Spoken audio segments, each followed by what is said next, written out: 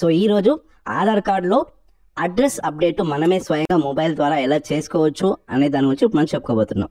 So ఇంతకుముందుకు వీడియోలో చెప్పినట్టుగా mobile app ద్వారా ఆధార్ అప్డేట్ చేసుకోవాలనుకుంటే ఆధార్ అనే యాప్ని డౌన్లోడ్ చేసుకోవాలి.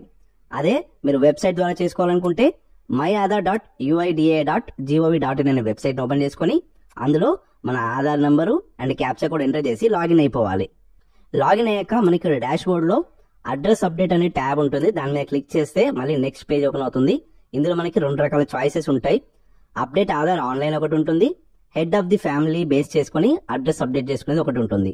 అంటే ఆధార్ అడ్రస్ అప్డేట్ చేసుకోవడానికి మీ వద్ద అడ్రస్ ప్రూఫ్స్ ఏవి లేకపోతే హెడ్ ఆఫ్ ది ఫ్యామిలీగా ఎవరైతే ఉంటారో అంటే ఫాదర్ కావచ్చు, హస్బెండ్ కావచ్చు, వారి ఆధార్ని బేస్ చేసుకుని మీ ఆధార్ కార్డ్ యొక్క అడ్రస్ ని అప్డేట్ చేసుకోవచ్చు అనమాట.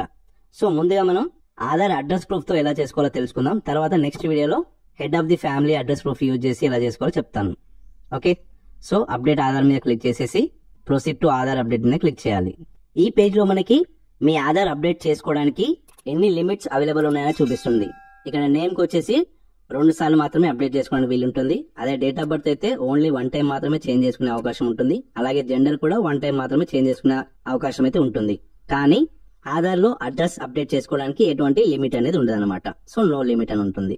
సో ఇక్కడ మనం అడ్రస్ మీద క్లిక్ చేసేసి ప్రొసీడ్ టు అప్డేట్ ఆధార్ మీద క్లిక్ చేయగానే అడ్రస్ పేజ్ ఓపెన్ అవుతుంది. సో ఇందులో ఆల్రెడీ ప్రీవియస్ ఆధార్ లో ఏదైతే అడ్రస్ ఉందో అది మనకు చూపిస్తూ ఉంటుంది.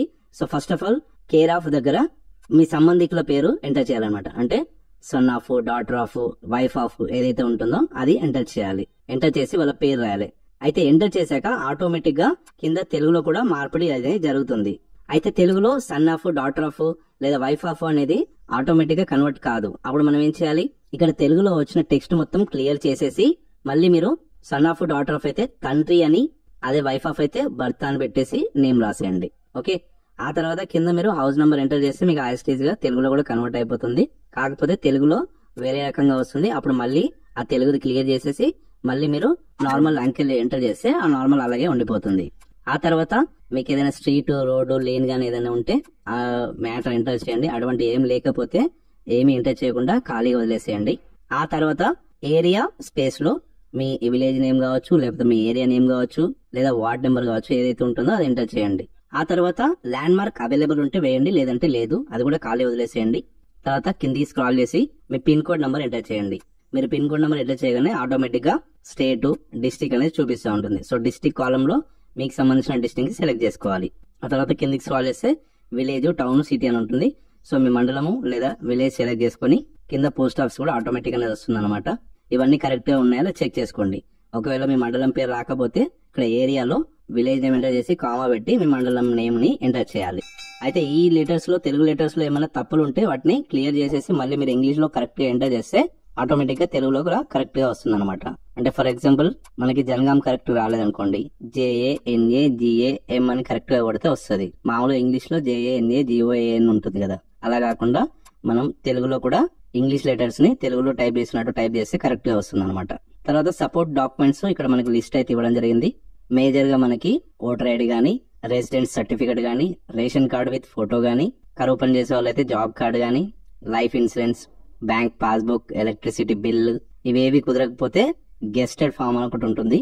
గెస్టెడ్ ఆఫీసర్స్ తోటి ఆ ఫామ్ పై సైన్, స్టాంప్ వేయించుకుంటే అది కూడా వ్యాలిడ్ అవుతుంది అనమాట. So group A, group B officers ఎవరిదైనా యూజ్ చేయొచ్చు. లేదా MLA, MP, MLC, municipal councillor కూడా దాన్ని సైన్ చేసేందుకు అవకాశం ఉంటుంది. ఈ విధంగా మీ లిస్ట్ లో ఇచ్చిన ఏదైనా సరే ప్రూఫ్ పెట్టేసి అది అప్లోడ్ చేసేసి నెక్స్ట్ చేయాలి. డీటెయిల్స్ అన్ని కరెక్ట్ గా ఉంటే టిక్ మార్క్ పెట్టేసి సబ్మిట్ చేయాలి. ఆ తర్వాత మనకి పేమెంట్ పేజ్ అనేది ఓపెన్ అవుతుంది. సో ఈ పేమెంట్ మనం గూగుల్ పే, ఫోన్ పే లాంటి UPI ద్వారా కూడా పేమెంట్ అనేది చేయొచ్చు. లేదా డెబిట్ కార్డు, నెట్ బ్యాంకింగ్ ద్వారా కూడా పేమెంట్ అనేది చేసేయచ్చు. సో పేమెంట్ కంప్లీట్ అయిపోగానే SRN నంబర్ తో కూడిన ఒక అక్నాలెడ్జ్మెంట్ అనేది మనకు జనరేట్ అవుతుంది.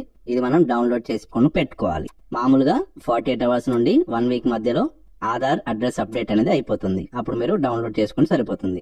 సో ఓకే ఫ్రెండ్స్, ఈ ఇన్ఫర్మేషన్ మీకు నచ్చితే వీడియోని లైక్ చేయండి, మరియు అందరికీ షేర్ చేయండి. ఇలాంటి మరిన్ని యూస్ఫుల్ అండ్ ఇన్ఫర్మేటివ్ వీడియోస్ కోసం మన ఛానల్ తప్పకుండా సబ్స్క్రైబ్ చేసుకోండి.